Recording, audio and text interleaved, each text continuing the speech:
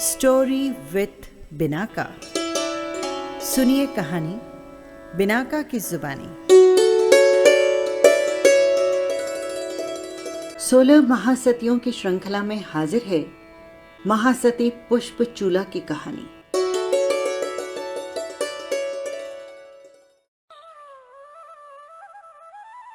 पुष्प चूला और पुष्प चूल हम उम्र सखाओं के साथ क्रीड़ांगन में उपस्थित थे। आंख मिचौली के खेल में आज उन्हें बड़ा ही रस आ रहा था, पर अचानक उनके आनंद के शीशे पर जैसे दुख के वज्र का प्रहार हुआ और खुशियों के कांच टुकड़े टुकड़े होकर गिर पड़े। हुआ यूं कि आंख मिचौली के खेल में ध्यान नहीं रहा और पुष्प चूला के पांव में एक तीक्ष्ण कांटा चुभ गया। यद्यपि वो सर्वदा पदस्त्राण धारण करके ही क्रीड़ांगन में आती थी, पर आज जल्दीबाजी में नग्न पांव ही पहुंची थी। राजकुमारी के पांव में कांटे का चुभना अपने आप में एक तरह आश्चर्य तो नहीं था, पर अघटित प्रसंग जरूर था। प्रिय भागिने के मुख से चित्कार सुन पुष्पचूल नंगे पांव दौड़ आया और सखा इर्द गिर्द खड़े हो गए। पुष्पचूल के हृदय में पीड़ा का पार नहीं था। कोमलांगी भगिनी का दुख उसे देखा नहीं जा रहा था। शीघ्र ही वैद्योपचार किया गया। शल्योद्वार से ज्यों ही खून का फंवारा फूट पड़ा, त्यों ही पुष्पचूल की आंखों से आंसुओं की धारा बह चली। पुष्पचूला और पुष्पचूल यानी दो तन और एक मन, दो हृदय और एक विचार। फूल से यदि खुशबू अलग हो, नदी की धारा अलग हो, तो पुष्पचूल और पुष्पचूला एक दूसरे से अलग हों। एक की आंख से आंसू निकले तो दूसरे का दिल रोता, एक को चोट लगे तो दूसरे को दर्द होता। ये दोनों पुत्र और पुत्री थे पुष्पभद्र नगर के राजा पुष्पकेतु और महारानी पुष्पावती के। इन दोनों पर राजा रानी का अथाह प्रेम था। एकदा चारों उद्यान में उपस्थित थे। पुष्पचूला ने पूछा, पिताश्री, आपकी आंखों की चमक कुछ दिनों से फीकी फीकी सी नजर आ रही है। क्या आपको कोई चिंता सता रही है? हाँ पुत्री, चिंता तो है ही। यूं तो राज्य में कहीं कोई आतंक का वातावरण नहीं है, न शत्रु का भय है। धरती भी अन्न देवी बनकर भरपूर अन्नदान कर रही है। यशो पताका चारों तरफ लहरा रही है। यही सोच रहा हूं कि तेरी उम्र अब यौवन में प्रविष्ट हो चुकी है। तेरे हाथ कैसे पीले करूं, बस यही मेरी चिंता का कारण है। पुष्पचूला विस्मित हो बोली, पिताजी, आप ये क्या कह रहे हैं? मुझे डोली में बिठाने का अर्थ है हृदय को धड़कन से अलग कर देना। क्या आपने मुझ में और भैया पुष्पचूल में प्रकृति प्रदत्त भेद के अतिरिक्त कोई अंतर देखा है? पुष्पावती बीच में मुखर हुई। पुष्पे, तू सच कह रही है। तुम दोनों जन्मना अभिन्न रहे हो। स्तनपान करना, हंसना रोना, खाना पीना, सोना जागना, तुम दोनों की हर प्रवृत्ति एक नदी की धारा के दो रूप में देखी है। यहां तक कि भूल से अथवा लाड दुलार के लिए कोई तुम दोनों को अलग कर लेता तो तुम दोनों रो रोकर आकाश पाताल एक कर देते। वस्तुतः तेरे पिता को चिंता वर वरण की नहीं, तुम दोनों को अलग अलग कैसे करूं, इसी संदर्भ में है। तो फिर आप हमें अलग क्यों कर रहे हैं? आप जानते हैं कि चांद से चांदनी अलग हो तो पुष्पचूल से पुष्पचूला अलग हो। हम चाहते हैं कि हम ताउम्र इसी प्रकार स्नेह के धागे में बंधे रहें। पुष्पकेतु पुनः मुखर हुए, पर मेरे लाडलों, समाज के कुछ आदर्श, नियम और मर्यादाएं होती है। विवाह के बिना जीवन निर्वाह शक्य नहीं है। यौवन की तरंगें युवानी के समंदर में उठे बिना नहीं रहती। पुष्पावती बोली, हाँ बेटी, तेरे पिताजी ठीक कह रहे हैं। पिताश्री, 2 दशक जितने दीर्घ काल से अब तक आप हमारे जीवन को देख रहे हैं, फिर भी आज अनजान बन रहे हैं। क्या हमारी निस्वार्थ प्रीति से आप अनभिज्ञ हैं? हम दोनों एक दूसरे के सहारे एक तो क्या 1000 जिंदगियां बिताने को तैयार हैं, लेकिन एक दूसरे से जुदा होकर हम 1 वर्ष, 1 महीना, 1 घटिका तो क्या 1 पल भी जीने के लिए तैयार नहीं हैं। हाँ पिताजी, हमको अलग करने की बात आप सपने में भी मत सोचना, नहीं तो विरहाग्नि में जल जल कर हम दोनों प्राण छोड़ देंगे। पुष्पचूल ने पुष्पचूला के स्वर में अपने स्वर मिला दिए। इतने में मित्रों की टोली सामने थी। चलो चलो, खेलने का समय हो गया है। पुष्पचूला और पुष्पचूल क्रीड़ांगन की ओर बढ़ गए। हाथ से हाथ मिलाकर जाती भाई बहन की अपूर्व जोड़ी को देखकर पुष्पवती बोली, राजन, कितना प्रेम है इन दोनों में। निश्चय ही पिछले अनेक जन्मों की परस्पर प्रीति को वर्धमान करते हुए ये हमारे गृह आंगन को महकाने आए हैं। इनकी प्रीति आश्चर्यकारी है। इनमें न स्वार्थ की दुर्गंध है, न लोभ की आकांक्षा। एक दूसरे के सुख दुख में सुखी दुखी रहने वाले इन दोनों की जिंदगी उस विरक्त योगिनी के समान है जिसके हृदय में काम विकार पैदा नहीं होता। महलों में भी वनवासी जैसे सन्यासी जीवन जी रहे हैं। धन्य है इनकी निर्विकार जीवन शैली को। राजा के समक्ष एक भारी समस्या थी।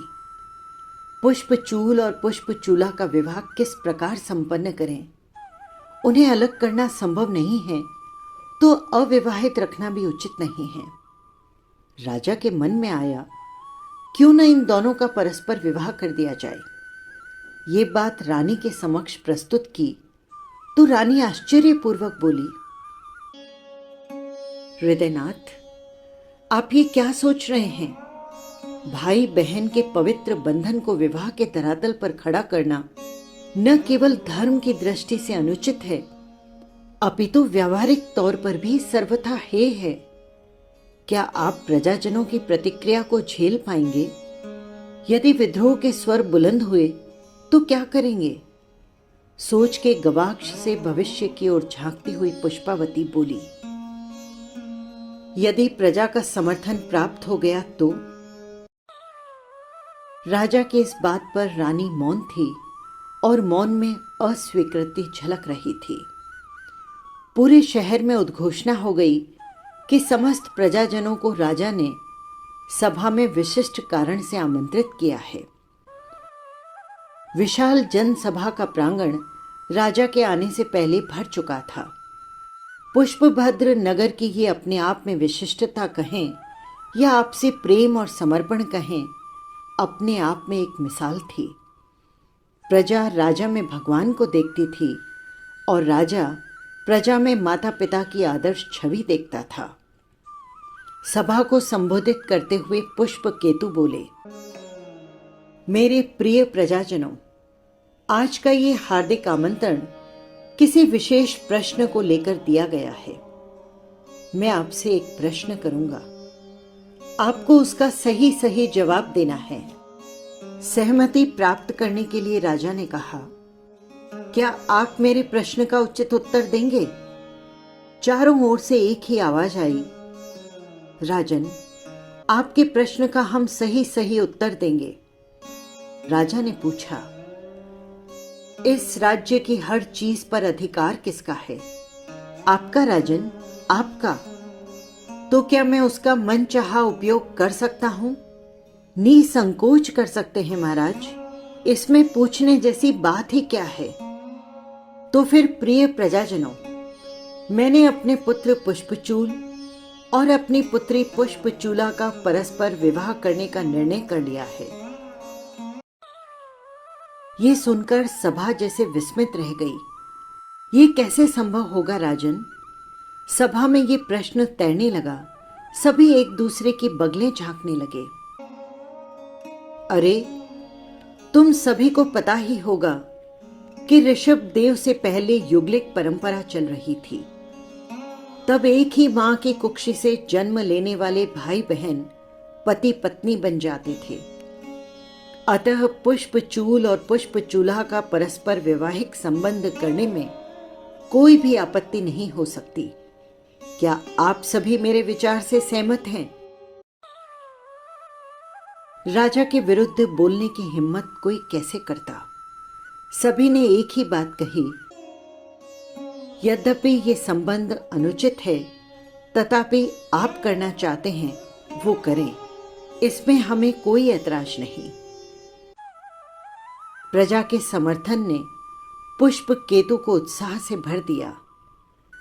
महारानी पुष्पावती का कड़ा विरोध होने पर भी वे भाई बहन को पति पत्नी के बंधन में बांधने के निर्णय में अडिग रहे। संसार के इस स्वार्थ दशा से महारानी का मन विरक्ति की ओर मुड़ गया। अनासक्ति की फसल उनके जीवन में लहलहा उठी। वो महलों में जैसे त्याग की साधना करने लगी। उसे सारे भोग झूठे नजर आते, सुख के बुलबुले के समान क्षणिक दिखते। वो यहां तक विरक्त हुई कि यदा कदा पुष्पचूला को समझाती। पुष्पचूला संसार के रंगमंच पर अनंत काल से जन्म मृत्यु का खेल चल रहा है। एक ही राग की पुनरावृत्ति है, पर इससे जीव उबता नहीं, क्योंकि भोगों में उसे आनंद आता है। पुष्पचूला, घर में रहकर मैंने आंशिक त्याग और आत्म साधना से जिस आत्मतोष का अनुभव किया है वो अलौकिक और शब्दातीत है। अब मैं शीघ्र ही मुनिवेश धारण कर संपूर्ण संयम के मधुर रस का आस्वादन करना चाहती हूं। पुष्पचूला व पुष्प केतु के मन को तीव्र आघात लगा, पर राजा के चित्त को मोड़ने का साहस उनमें नहीं था। पुष्पावती दीक्षित हुई। संयम साधना के द्वारा अपने जीवन को सफल बनाती हुई देवलोक सिधार गई। कुछ वर्षों के बाद राजा भी स्वर्गवासी हो गए। मिलन की प्रथम यामिनी। ये यामिनी हर पति पत्नी के लिए उमंग और मधुर कल्पनाओं से भरी होती है।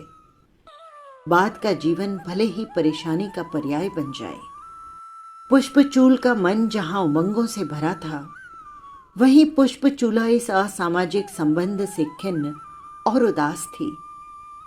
पुष्पचूल ने कहा, बहना, दूसरे ही पल ख्याल आया, अब रिश्तों के नाम बदल चुके हैं। उसने कहा, प्रिय। ये सुनकर पुष्पचूला चौंकी। उसने कहा, ये क्या कह रहे हो भैया? आप भी भाई बहन के पवित्र संबंध को भूल गए जो प्रिय कहकर संबोधित कर रहे हो। ये बात सुनकर पुष्पचूल की आत्मा को धक्का लगा। वो बोला, यदि तुझे ये संबंध अस्वीकृत था तो कहा क्यों नहीं? भैया, यदि मैं शादी किसी और से करती तो मुझे अपना दिल उसको देना पड़ता। उसे दिल देने के बजाय यदि तुझे दिल दे दिया तो इसमें बुराई क्या है? मेरा तो मानना है कि हम भाई बहन के पवित्र संबंध को तुच्छ शारीरिक सुख के लिए न भुला दें, न बेच दें, अपितु उस संबंध को जिंदगी भर निभाते हुए चले। आत्मा से आत्मा के तार जुड़े, निस्वार्थ और निर्मल मैत्री की सरिता प्रवाहित हो उठी। पुष्पचूल ने कहा,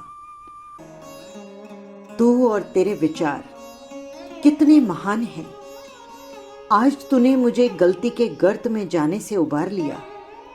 निश्चित ही तेरी अलौकिक भावनाएं अभिनंदनीय हैं। तो क्या आप मेरे विचारों से सहमत हैं? बिल्कुल, मैं तेरे विचारों से सहमत हूं। अब से हम व्यवहारिक तौर पर पति पत्नी के संबंध से भले ही पुकारे जाएं, पर हृदय में जन्म जात जो निर्मल पवित्र अनुराग है उसे आजीवन निभाते रहेंगे।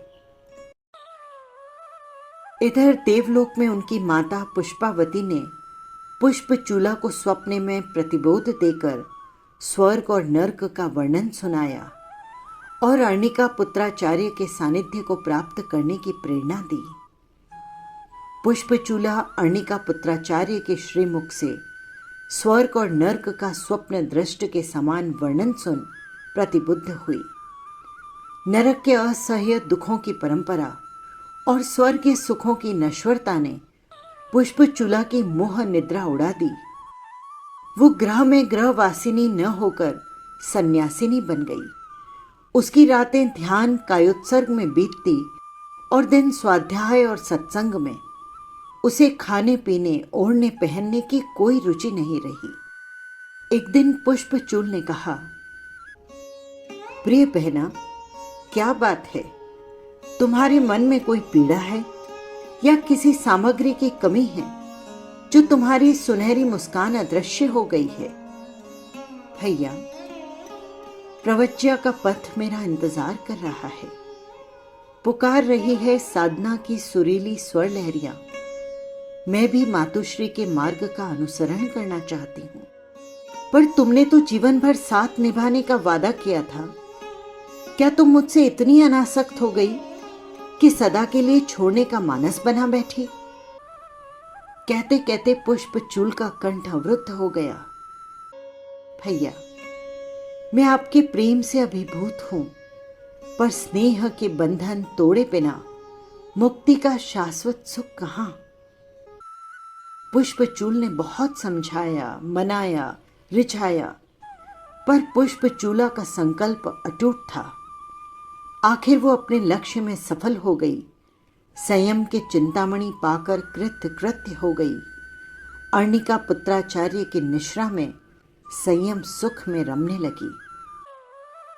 एकदा जब अकाल पड़ा, तब अर्णिका पुत्राचार्यों ने अन्य शिष्यों को देशांतर विहार करवा दिया, पर वृद्धत्व के कारण स्वयं विहार नहीं कर पाए। स्थिरवास में साध्वी पुष्पचूला अपने उपकारी गुरु अर्णिका पुत्राचार्य की सादर सेवा करने लगी।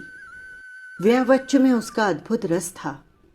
एक ही क्षण का प्रमाद किए बिना वो सेवा में पहुंच जाती। गोचरी, अन्न जल लाना, संथारा बिछाना, प्रतिलेखन करना आदि कार्य उसके नित्य व्यावच्च तप में शामिल थे। परमात्मा के इस दिव्य तप का अनुमोदन करते करते उसे केवल ज्ञान हो गया। फिर भी उसने सेवा से मुंह नहीं मोड़ा। एक दिन घटना यूं बनी कि पुष्पचूला भिक्षाचर्या के लिए गई, पर बाद में बरसात आ गई। बरसात के रुकने पर वो गोचरे लेकर आचार्य भगवान की सेवा में पहुंची। आचार्य प्रवण ने पूछा, अरे पुष्पचूले, तुझे संयम का बोध है कि नहीं? बरसात में गोचरे लेकर आई, जब चारों तरफ पानी बिखरा पड़ा है और पानी की प्रत्येक बूंद में असंख्य जीव हैं, ये सब जानने पर भी तो उन पर पांव धराई। ओह, कितनी विराधना की! उसका तुझे प्रायश्चित लेना होगा। पुष्पचूला ने विनम्र होकर कहा, गुरुदेव, प्रायश्चित लेने की कोई आवश्यकता नहीं है, क्योंकि मैंने सचित्त जल का स्पर्श तक नहीं किया। पुष्पचूले, तू तो ऐसे कह रही है जैसे तुझे केवल ज्ञान हो गया है। अन्यथा पानी कहाँ सचित और कहाँ अचित है, इसका तुझे बोध कैसे हो सकता है? पुष्पचूला के कथन से खिंचकर आचार्य श्री ने कटाक्ष की भाषा में पूछा। स्वीकार भाषा में पुष्पचूला मुखर हुई। हाँ गुरुदेव, मुझे केवल ज्ञान हो गया है। अब सूक्ष्म बादर का कोई भेद नहीं रहा। केवल ज्ञान? आचार्य श्री का मुंह खुला का खुला रह गया। हाँ गुरुदेव, सब आपकी कृपा का ही परिणाम है। ओह, मैंने केवल ज्ञान और केवल ज्ञानी की आशातना कर डाली। ओह, चेला शक्कर हो गया और गुरु गुड़ ही रह गए। भगवती, मुझे क्षमा कर दीजिए। क्रोध में न जाने में क्या क्या कह बैठा। तत्क्षण वार्तालाप को मोड़ते हुए अर्णिका पुत्राचार्य बोले, भगवती, आप त्रिकालज्ञ हैं, मेरी भावी आपसे अनभिज्ञ नहीं है। मेरे मन में एक प्रश्न है कि मैं चरम शरीरी हूं या अचरम शरीरी। आचार्य प्रवर, आप चरम शरीरी हैं, तो प्रभु मुझे कब केवल ज्ञान होगा? गंगा नदी पार करते समय। तत्क्षण आचार्य श्री गंगा नदी पार करने के लिए बढ़े और नौका में सवार हुए। ऐसे समय एक मिथ्यात्वी व्यंतरी प्रकट हुए। ए ढोंगी आचार्य, इस ढोंग भरे साधु जीवन को छोड़ और मेरा कहना मान, अन्यथा मैं तुम्हें जिंदा नहीं छोड़ूंगा। भयंकर उपसर्ग सहने होंगे। आचार्य श्री के रोम रोम में अर्हत प्रवचन के प्रति विशुद्ध श्रद्धा थी। वे गरजते हुए बोले, ए व्यंतरी, तू कुछ भी कर ले, भयंकर परिश्रह तो क्या, प्राणांत कर दे तो भी मैं अपनी साधना और श्रद्धा में अडिग रहूंगा। उस व्यंतरी ने क्रुद्ध होकर आचार्य श्री को आकाश में उछाला और नीचे गिरते समय तीक्ष्ण भाले में पिरो दिया। प्राण लेवा उपसर्ग करती हुई व्यंतरी बोली, देख आचार्य, अभी भी वक्त है, मान जा, अन्यथा तेरे हठाग्रह का परिणाम बहुत बुरा होगा। आचार्य श्री के शरीर से रुधिर रिसने लगा। रक्त बिंदुओं को नदी में गिरते देखकर अर्णिका पुत्राचार्य की पीड़ा का पार न रहा। ओह, इन रक्त की बूंदों से कितने कितने असंख्य जीवों की विराधना हो रही है। अरे, मैं अशरीरी होता तो किसी भी जीव को पीड़ा न होती। वास्तव में सिद्ध भगवंतों की महिमा कितनी महान।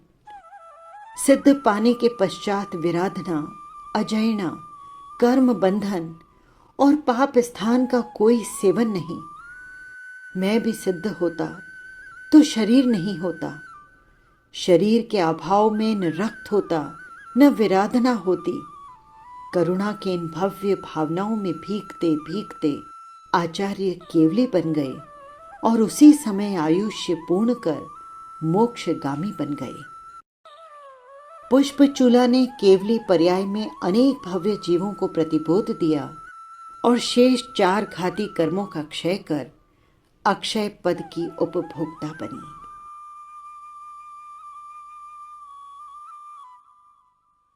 बस यही थी कहानी। आपको कैसी लगी कमेंट बॉक्स में ज़रूर लिखिएगा। और हाँ, यदि आपने चैनल को सब्सक्राइब नहीं किया है तो कर लीजिएगा, जिससे हर कहानी सीधे पहुंच सके आप तक। फिर मिलेंगे एक और महासती की कहानी के साथ। जय जिनेंद्र।